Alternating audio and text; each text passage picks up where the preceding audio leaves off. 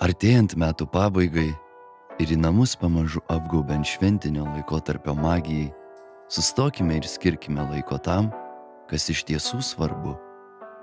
Atraskime laiko išgirsti pačią tylą.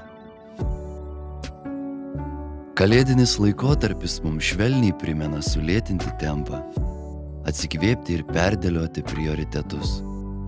Po aktyvaus sezono, kai skubama su nesibaigiančiais darbais ir įsipareigojimais, ateina laikas, kai norisi prilėtinti tempą ir mėgautis šio metų laiko ramumą. Lėtos kalėdos kviečia mus paleisti tobulumą ir surasti vidinę ramybę.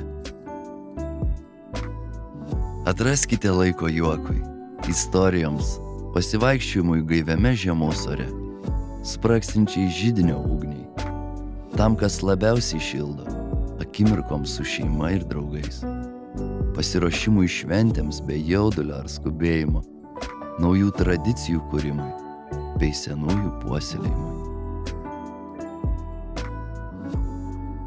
Šis laikotarpis galimybė susiburti ne tik apsikeisti dovanomis, bet ir pasidalinti didžiausią dovaną – savo laiku, būnant kartu.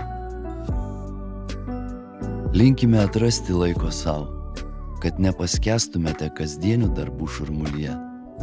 Tegul šios kalėdos būna lėtos, nuoširdžios ir prasmingos, pripildytos šilumos ir meilės.